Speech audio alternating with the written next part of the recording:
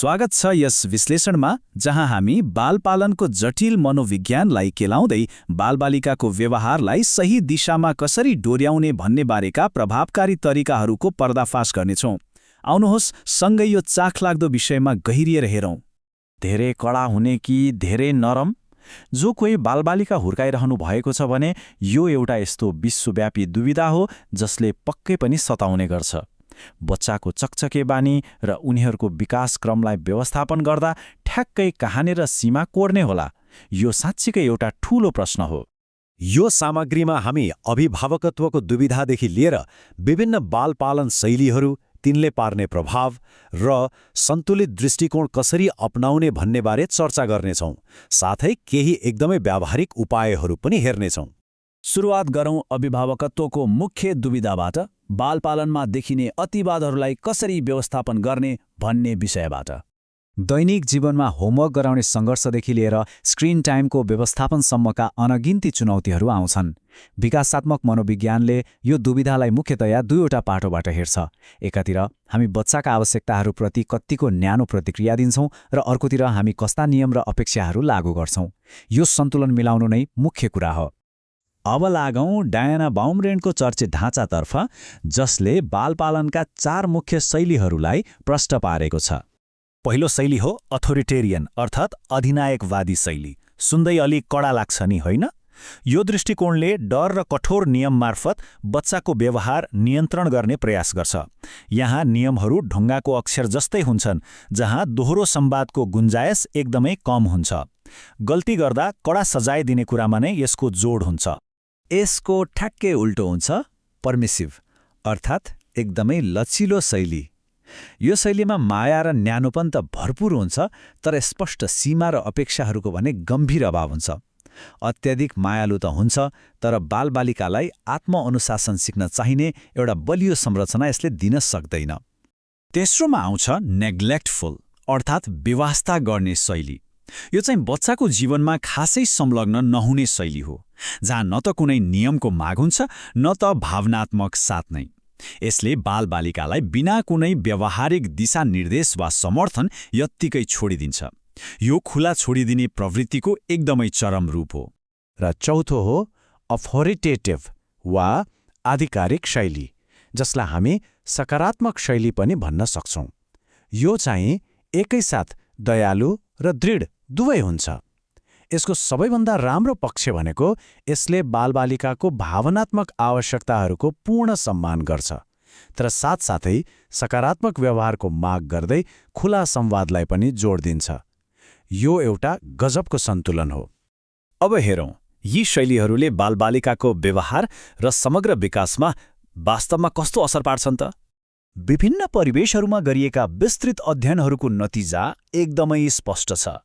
कडा र अधिनायकवादी तरिकाहरूले वास्तवमा दीर्घकालीन रूपमा बच्चाहरूमा विद्रोही र आक्रामक प्रवृत्ति बढाउने काम गर्छन्। उता अत्याधिक लचिलो वा बेवास्ता गर्ने शैलीहरूले भने उनीहरूको शैक्षिक र सामाजिक क्षमतालाई पछाडि धकेल्ने गरेको देखिन्छ। विद्यालय जानुअघिका वर्षहरूमा यो कुरा अत्यन्तै महत्त्वपूर्ण हुन्छ। करिब 4 वर्षको उमेरमा शारीरिक वा मौखिक आक्रमणता स्वाभाविक रूपमै सबैभन्दा धेरै हुन्छ। तथ्य के छ भने कठोर सजाय दिने तरिकाहरूले यस्ता चुनौतीपूर्ण व्यवहारहरूलाई समयसँगै झनै बढाउँछन्। साथै साथीहरूसँग राम्ररी घुलमिल हुन नजान्दा पनि यस्तो समस्या प्राय देखिने गर्छ। त्यसो भए सही बाटो के हो त? अब हामी आधिकारिक शैलीको त्यो सन्तुलन अर्थात् दयालु तर दृढ दृष्टिकोणको बारेमा कुरा गर्नेछौँ। धेरैजसो अनुसन्धानहरूले यही आधिकारिक शैलीलाई नै स्वस्थ सामाजिक सिप र शैक्षिक सफलताको लागि सबैभन्दा उत्कृष्ट मानेका छन्। डाक्टर कार्मेन स्मिथको भनाइ यहाँ एकदमै सान्दर्भिक छ। गल्ती गर्दा लज्जित बनाउनुको सट्टा यो विधिले बच्चाहरूलाई आफ्ना कामको नतिजा बुझ्न र समस्या समाधान गर्न आफैलाई सक्षम बनाउँछ। यसरी उनीहरूको आत्मसम्मान पनि जोगिन्छ। सुधार्नु अघि जोडिनुहोस्, यो नै यस विधिको मूल मन्त्र हो। आधिकारिक शैलीको मुख्य दर्शन नै यही हो कि बालबालिकाका भावनाहरूलाई समानुभूति दिएर बुझ्ने, तर ती भावनाको बहानामा आउने खराब व्यवहारलाई भने छुट नदिने। भावना सही हो, तर व्यवहार सधैँ सही नहुन सक्छ। सिद्धान्तका कुरा त भए, अब यसलाई हाम्रो आफ्नै घरको बैठक कोठामा कसरी लागू गर्ने त? केही व्यावहारिक तरिकाहरू हेरौँ। सकारात्मक अनुशासनका यी व्यावहारिक उपायहरूले साँच्चै जादु जस्तै काम गर्न सक्छन्। जस्तै आदेश दिनुको सट्टा प्रश्न सोध्ने बानी बसालौं। रुने काम बन्द गर भन्नुको सट्टा तिमी दुखी जस्तो छौ, मलाई बुझ्न सजिलो हुने गरी कसरी कुरा गर्न सक्छौ होला भनेर सोद्धा कति धेरै फरक पर्छ विचार गरौँ त। यसले उनीहरूलाई आफै सोच्न बाध्य बनाउँछ। अर्को गजबको औजार भनेको सीमाभित्रै रहेर पनि उनीहरूलाई छनौटको अवसर दिनु हो। नियम दृढ नै राख्ने तर सासाना नियन्त्रित विकल्पहरू दिने, जस्तै भर्याङ उक्लिँदा बिस्तारै हिँड्ने कि मार्च पास गर्दै, वा राति सुत्दा युनिकर्न भएको लुगा लगाउने कि धर्के। यसरी छनौट दिँदा उनीहरूले आफूलाई महत्त्वपूर्ण ठान्छन् र झड्को फर्को गर्ने बानी वात्तै घट्छ। त्यस्तै यो 1:2 को नाई र हुन्छ नियम एकदमै प्रभावकारी छ। उदाहरणका लागि, एउटा मात्र कुकी खान पाइन्छ भन्ने एउटा दृढ नाईको सीमा तय गर्ने। अनि यदि भोक लागिरहेकै छ भने स्याउ खाने कि दही भनेर 2टा हुन्छको विकल्प दिने। यसरी एउटा नाईसँग भावना बुझेर 2वटा हुन्छ जोड्दा सकारात्मक नतिजा आउँछ। सञ्चारको कुरा त भयो। अब कुरा गरौँ हाम्रो दैनिक दिनचर्या र वातावरणको संरचनाले कस्तो भूमिका खेल्छ भन्ने बारेमा। हामीले बोल्ने कुरा मात्र होइन, हाम्रो दैनिक भौतिक र समयको वातावरणले पनि ठूलो प्रभाव पार्छ। बिहान उठेर गरिने कुराकानी, मौसमको कुरा वा खेलौना थन्क्याउँदा गाइने रमाइलो गीत जस्ता कुराले बच्चाहरूको चिन्ता कम गर्न मद्दत गर्छन्।